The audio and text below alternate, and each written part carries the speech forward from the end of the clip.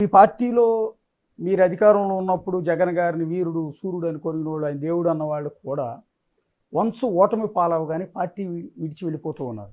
ఎవరు మంత్రులుగా పనిచేసిన వాళ్ళు వెళ్ళిపోతున్నారు. బాలినేని శ్రీనివాసరెడ్డి, ఆళ్ళ నాని లాంటి వాళ్ళు డిప్యూటీ సీఎం చేశాడు ఆయన ఏకంగా. తర్వాత ఎమ్మెల్సీలు ఇచ్చారు ఎంతమందినో కాదని. వాళ్ళు ఎంపీలు వెళ్ళిపోతూ ఉన్నారు. అంటే దాంట్లో వన్ టూ ఉన్నాయండి. జగన్మోహన్ రెడ్డి ఒక సోషల్ ఇంజనీరింగ్ కాన్సెప్ట్ తీసుకొని వచ్చి ఒక కొత్త రూపాన్ని తీసుకొని రావడం. ఇప్పుడు ఆర్ కృష్ణయ్య ఉన్నాడు, తెలంగాణ నుంచి తీసుకొని వచ్చి అక్కడ ఇచ్చినాడు. హీ విల్ రిప్రజెంట్ బీసీల తరఫున రిప్రజెంట్. తప్పిదమే కదా, ఏం రిప్రజెంట్ చేసినాడు? చేయలేకపోయినాడు కదా. సో అట్లా వెళ్ళిన వాళ్ళకు దాంట్లో ఒకరిని అనేక లేదు, పెట్టేకి లేదు. సో నేనేమంటానంటే సిచ్యువేషన్ ఎప్పుడైతే నువ్వు టఫ్గా ఉంటుందో అప్పుడు ఎవడైతే నిలబడతాడో వాడు నాయకుడిగా ఎదుగుతాడు. ఆ సందర్భంలో నువ్వు తట్టుకోలేక చిన్నవి నా ఇంటి మీదకి వచ్చినారు, నా ఆస్తులు కొట్టేస్తున్నా, నా భూములు తీసుకుంటున్నా, నా డబ్బులు పెడుతున్నా, నా మీద కేసులు పెడుతున్నారు అని పార్టీ మారుతా అంటే ఇంకా నువ్వు నీలో వ్యక్తిత్వం ఏముంటుంది? టఫర్ టైమ్స్లో when you stand for the party or when you stand for the leader, అప్పుడు నువ్వు ఒక నాయకుడిగా ఎదుగుతావు. అంటే ఈ సందర్భం కాదు, వ్యాపారంలో కావచ్చు, ఏదైనా కాదు. సింపుల్ థింగ్ చెప్తాను.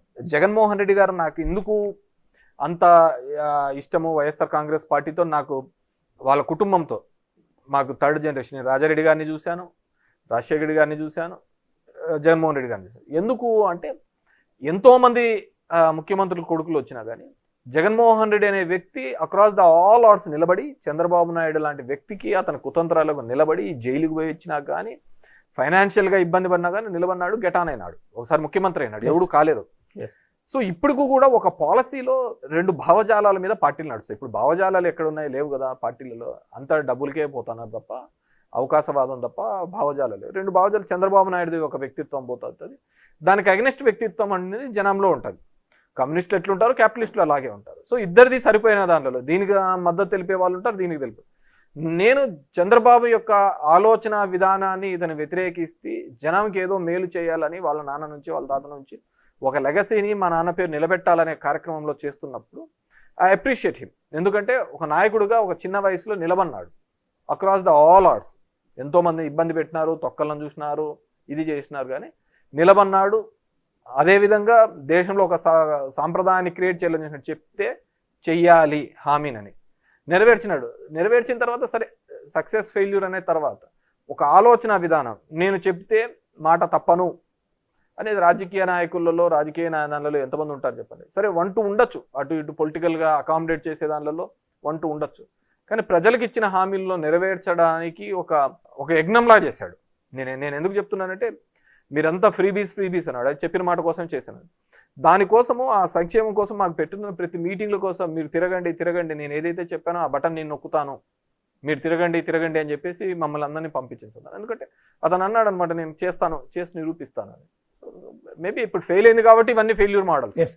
అంటే మీరు అధికారంలో ఉన్నప్పుడు కూడా మీకు ప్రజలు ఒక హింట్ ఇస్తూ వచ్చారు, మీరు గమనించారా? నాకైతే ఎక్కడ సంవత్సరం ముందు, బహుశా ఎలక్షన్కి ఒక సంవత్సరంన్నర ముందు అనుకుంటా, సమ్ ఎమ్మెల్సీలు, లోకల్ బాడీ ఎమ్మెల్సీ కావచ్చు, లోకల్ బాడీ ఎలక్షన్స్ కావచ్చు జరిగినప్పుడు 3 ఎమ్మెల్సీలు టీడీపీ గెలిచింది. మీ పార్టీ నుంచి 4 ఎమ్మెల్యేలు మీరు అధికారంలో ఉన్నారని తెలిసి కూడా వాళ్ళకి ఓటేశారు ధిక్కరించి. అంటే సో ఇవన్నీ హింట్స్ అనిపించలేదా మీకు? అరే తేడా కొడుతోంది. ఎప్పుడైనా కానీ గ్రాడ్యుయేట్ ఎలక్షన్స్ ఎప్పుడే కానీ యాంటీ గవర్నమెంట్ జరుగుతాయి, అది రాసి పెట్టుకోండి. యాంటీ గవర్నమెంట్ జరుగుతాయి గ్రాడ్యుయేట్ ఎలక్షన్స్. ఎందుకంటే బేసిక్గా ఎంప్లాయీస్ అనే వాళ్ళు మాకు అప్పటికే నెగిటివ్ అయిన మాట వాస్తవం. సో వాళ్ళు బాగా పోలరైజ్ చేసేది, గ్రాడ్యుయేట్స్ని వీళ్ళందరినీ బాగా పోలరైజ్ చేసినారు. అండ్ ఆ ఎలక్షన్స్ కూడా మేము సరిగ్గా చేసుకోలేకపోయాం. సో బేసిక్గా రాయలసీమ ప్రాంతంలో అయితే నిజంగా అంటే నాకు ధర్మవరంలో కావచ్చు, దీనిలో కాదు, నేను నిజంగా అంటే ఆ విధంగా నెగిటివ్గా జరుగుతోంది, నెగిటివ్గా నాకు కనపడుతుంది అనేది నేనైతే గుర్తించలేకపోయాను.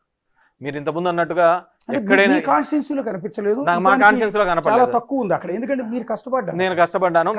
మీ మాదిరిగా కష్టపడిన ఎమ్మెల్యే లేరు ఆ పార్టీలో. నిజానికి మీరు అన్నట్టు జగన్ గారు ప్రతిసారి మీటింగ్ పెట్టి గడప తిరగండి అని టార్గెట్లు ఇచ్చి, ఒక్కొక్కరికి ర్యాంకులు ఇచ్చి, ఇంత హడావుడి చేసి తిరగని వాళ్ళ ఎమ్మెల్యేని పట్టుకుని తిట్టేవాళ్ళు మీటింగ్లో. అంత చేసినా కూడా చాలా మందికి ఒళ్ళొంగల. మీరు తిరిగారు. మేబీ నేను నా నియోజకవర్గం అదే నాకు మొత్తం అదే బాయిలో కప్పలాగా నేను దాంట్లోనే బతికానేమో, అందుకు ప్రపంచం ఏం జరుగుతుందో నాకు కనపడలేకపోయింది.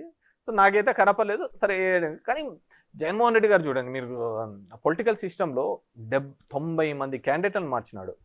అవును, అంటే మోర్ దాన్ 50% క్యాండిడేట్లను, 12 మంది ఎంపీలను, 78 మంది ఎమ్మెల్యే క్యాండిడేట్లను మార్చి సోషల్ ఇంజనీరింగ్ అని చెప్పి తీసుకొచ్చి ఎవడైనా ఇంత ఈ విధంగా చేస్తారో చెప్పండి. అంటే ఐపాక్ మీద ఆధారపడ్డాడని కదా.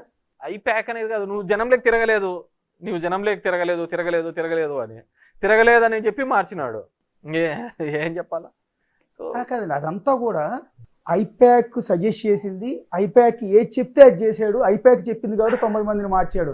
ఎవరు వీళ్ళు 90 మంది ఎమ్మెల్యేలు అంటున్నారు, వీళ్ళు తిరగలేదని చెప్పింది ఐప్యాక్, వీళ్ళు మారిస్తే తప్ప ఇక్కడ గెలవలేదు. అంటే దీంట్లో రెండు ఉన్నాయండి.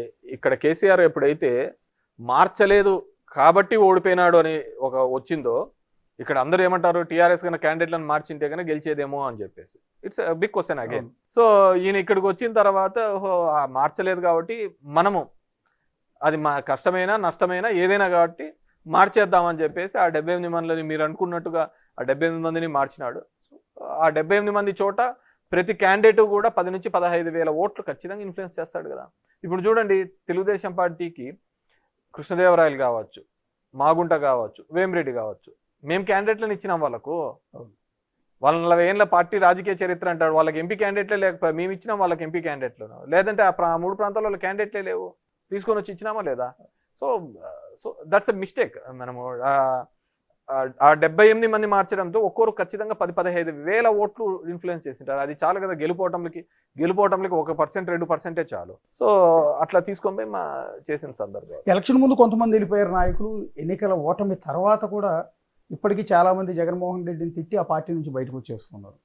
సరే, తిట్టిన వాళ్ళ సంగతి వదిలేద్దాం. పద్ధతిగా బయటకు వచ్చిన విజయసాయి రెడ్డి గారి గురించి మాట్లాడుతున్నాం. ఎందుకు వచ్చాడు ఏంటనేది ఎవరికి అర్థం కావట్లేదు. మీకేమన్నా ఐడియా ఉందా? నాకు కూడా పెద్ద ఇది లేదు. నాకు విజయసాయి రెడ్డితో మొదటి నుంచి సంబంధాలు తక్కువే. నేను బేసిక్గా అతన్ని కూడా పొలిటికల్ గా కూడా ప్రెషర్స్ పెట్టినారని నేను అనుకుంటున్నాను. ఆ కాకినాడది రోజు కంటిన్యూస్ గా పేపర్లలో చూస్తున్నాం కదా, సెటిల్ అయింది అనుకున్నారు. కానీ ఇంకా ఈడీ కేసులు ఇవన్నీ కూడా, అప్పుడు విజయసాయి రెడ్డి మాత్రమే కేసులలో ఉండే నిందితుడు. ఈ రోజు వాళ్ళ కుటుంబం వచ్చింది. సో ఎంతైనా కానీ కుటుంబం మీద వచ్చేకల్లా ఆ సెన్సిటివిటీ వేరు. సో మేబీ ఆ విధంగా ఆలోచించినాడు. సరే, అతని వల్ల పార్టీకి మంచి జరిగిందా, నష్టం జరుగుతుందా, లేకుంటే మేలా ఇది అనేది మా ప్రాంతంలో అతను రీజనల్ కోఆర్డినేటర్గా లేదు. సో అక్కడ ఉన్న ఉత్తరాంధ్ర నాయకుల్ని, ఉత్తరాంధ్ర ప్రజలను అడిగితే వాళ్ళు చెప్తారు ఆయన వల్ల పార్టీకి నష్టం జరిగింది ఆ ప్రాంతంలో, లేకుంటే ఆయన ఉండింటి లాభం జరిగేదా అని చెప్పేసి ఆ విధంగా మనకి. అంటే బేసిక్గా రాజశేఖర రెడ్డి గారికి కేవీపీ రామచంద్రరావు గారు ఆత్మ అని చెప్తుంటాడు. ఆ టైప్లో జగన్ గారికి ఆత్మ విజయసాయి రెడ్డి అని చెప్తూ ఉంటారు. ఎందుకంటే మొదటి నుంచి ఆయనతో పాటు నడిచిన వ్యక్తి, ఆ కుటుంబంతో అత్యంత సాన్నిహిత్యం ఉన్న వ్యక్తి. రెండోది, ఆయనతో పాటు సిబిఐ కేసుల్లో అక్యూజ్డ్ నెంబర్ 2గా ఉండి జగన్ గారితో పాటు జైలుకు కూడా వెళ్ళొచ్చిన వ్యక్తి 16 నెలల పాటు. అంటే చాలా కీలకమైన వ్యక్తి.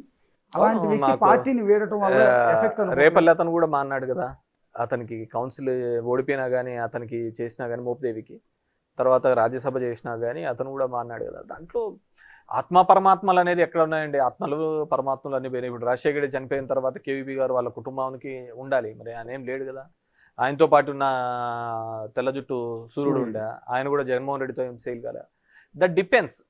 కొంతమంది ఇప్పుడు మా నాన్నతో కంఫర్ట్గా ఉన్న వాళ్ళు నాతో ఉండాలని ఏం లేదు, నాతో ఉన్న వాళ్ళు నా తమ్ముతో ఉండాలని లేదు, నా కొడుకుతో ఉండాలని ఏం లేదు. సో మేబీ అంత టఫ్ టైంలో నిలబడిన అతను మేబీ ఇప్పుడు నిలబడలేము అనే ఒక అదే చెప్పాను కదా, కుటుంబంలో ఉన్న వాళ్ళ మీద కేసులన్నీ వచ్చేకల్లా ఇబ్బంది పడుతున్నాడేమో అనుకుంటున్నాను. ఎందుకంటే అంత పెద్ద వ్యక్తి పార్టీ నుంచి వెళ్ళిపోతే అతను నిలబడతాడు, తన కుటుంబం నిలబడలేకపోయిందేమో, అల్లుడు కుటుంబం నిలబడలేకపోయిందేమో. అదేనండి, ఇలాంటి సందర్భంలో విజయసాయి రెడ్డి లాంటి కీలకమైన వ్యక్తే పార్టీ వీడితే మిగిలిన పార్టీ నాయకులందరిలో కూడా ఒక అలజడి మొదలవుతుంది, ఆందోళన మొదలవుతుంది కదా. ఈ ఎలక్షన్స్ కంటే ముందు 8 నెలలు, 2 సంవత్సరాల ముందు వాళ్ళ చెల్లెలు కూడా విడిపోయింది కదా, తన కోసం పాదయాత్ర చేసింది కదా, తన బ్లడ్ రాజశేఖర రెడ్డి గారి కూతురే అయిపోయి శత్రువులు కూడా ఆ విధంగా మాట్లాడరు, అంతకంటే ఎక్కువగా మాట్లాడుతుంది కదా, శత్రువులు కూడా మాట్లాడినంత మాట్లాడుతాను కదా. వాళ్ళమ్మ విజయమ్మ కూడా ఇది విభేదించింది కదా. సో దీంట్లో ఆత్మ పరమాత్మలు, కుటుంబ బాంధవ్యాలు దీనిల కోసం కాదు. చంద్రబాబు యొక్క భావజాలాలు దాని వ్యతిరేక భావజాలు. నేను ఆ వ్యతిరేక భావజాలాలకు ఆ పిల్లికి గంట కట్టి నిలబడిన వ్యక్తి జగన్మోహన్ రెడ్డి. నేను అతనితో ఉన్నాను. జగన్మోహన్ రెడ్డి అనే వ్యక్తే లేకపోయి ఉంటే ఇంకేముంటాండే? ఒక డెమోక్రటిక్ సిస్టంలో లీడర్ ఆఫ్ అపోజిషన్ ఎంత స్ట్రాంగ్గా ఉంటా అంటేనే ప్రజాస్వామ్యం ఉంటుంది. నేను 151 రావడము తప్పే, చంద్రబాబు నాయుడుకి ఇప్పుడు 164 రావడము తప్పే, రెండూ తప్పే. ఆంధ్ర ప్రజలు చాలా ఆలోచించుకొని చేయాలి. ఎవడు నాయకుడు బాగుంటాడు, ఎవరి వల్ల అయితే దీనిలోకి బాగుంటుంది. ప్రజాస్వామ్యంలో ఇది లేకపోతే, ప్రతిపక్షం అనేది లేకపోతే వీళ్ళు ఆడిందే ఆట. ఎవడు ఏ అబ్రహీం లింకన్ చెప్పినా, ఇంకో రాజకీయవాది ఎవడు చెప్పినా కానీ ఇప్పుడు కాంగ్రెస్ అనేది కానీ బలం పడకపోతే మోడీది ఇష్టారాజ్యమే అయిపోతుంది కదా. సో ఇప్పుడు కూడా అంతే, తెలుగుదేశం పార్టీని కూటమిది ఇప్పుడు ఇష్టారాజ్యం అయిపోయింది ఆంధ్రప్రదేశ్లో. డెఫినెట్గా ఇవన్నీ కూడా మార్క్ మై వర్డ్స్ మళ్ళీ రిపీట్ అవుతుంది. మళ్ళీ 5 సంవత్సరాల్లో ఖచ్చితంగా వైఎస్ఆర్సీపీ మళ్ళీ ఎనికి వస్తుంది, గెలవబోతుంది అంతే. దాంట్లో వేరే అంటే మన వైపు నుంచి ఏ తప్పు లేకుండానే కన్న తల్లి బయటికి వెళ్ళిపోయింది, కన్న తల్లి తోడబుట్టిన చెల్లెలు బయటికి వెళ్ళిపోయింది. సో ఆత్మ అని చెప్పుకుని విజయసాయి రెడ్డి కూడా బయటికి వెళ్ళిపోయాడు. మీరు చెప్తున్నట్టు ఆయనతో పాటు జైలుకెళ్ళి మోపిదేవి లాంటి వ్యక్తి బయటికి వెళ్ళిపోయాడు. సో ఎందుకు అంటే మన వైపు నుంచి ఏ తప్పు లేకుండా ఎంతమంది మనల్ని విడిచి మనల్ని కాదు అనుకుని బయటికి వెళ్ళిపోతున్నారంటే, ఆమె ఎప్పుడు 2 years బ్యాక్ వెళ్ళింది కదా. సరే వాళ్ళ పర్సనల్ ఇష్యూస్, ఏదో ప్రాపర్టీస్ ఇష్యూస్, ఇంకోటో విజయమ్మ గారు నేను కూతురుగా నిలబడాలా అని చెప్పేసి ఫస్ట్ ఇక్కడ తెలంగాణలో పార్టీ పెట్టింది షర్మిలమ్మ. మళ్ళీ ఎందుకు వచ్చిందో అక్కడికి తెలియదు. సో వచ్చినప్పటి నుంచి వాళ్ళు ప్రతిపక్షాలని టార్గెట్ ఏం చేసుకోలేదు. జగన్మోహన్ రెడ్డి అంటే వాళ్ళు ఏదో cinema the greatest wars are with the closest people అని చెప్పేసి పెద్ద పెద్ద యుద్ధాలన్నీ దగ్గర మనం చూసుకున్న కురుక్షేత్రం కూడా దాయాదులతోనే జరిగింది తప్ప వేరే వాళ్ళతో కాదనమాట. సో ఇది కూడా అలాంటిదే. సరే మేబీ ఒక్కొక్క రీజనింగ్ ఉండొచ్చు, నేను అంత డెప్త్గా మనకు తెలియదు కానీ. సో నేను ఒకటే ఆలోచించినది ఇంతకుముందు చెప్పినట్టు, చంద్రబాబుకు ఒక అగెనెస్ట్ ఒక లీడర్ నిలబడాలి, ఒక దమ్మున్నోడు డెఫినెట్గా వీళ్ళని ఛాలెంజ్ చేసి నిలబడతాడు అనే వ్యక్తి. ఇప్పుడు నేను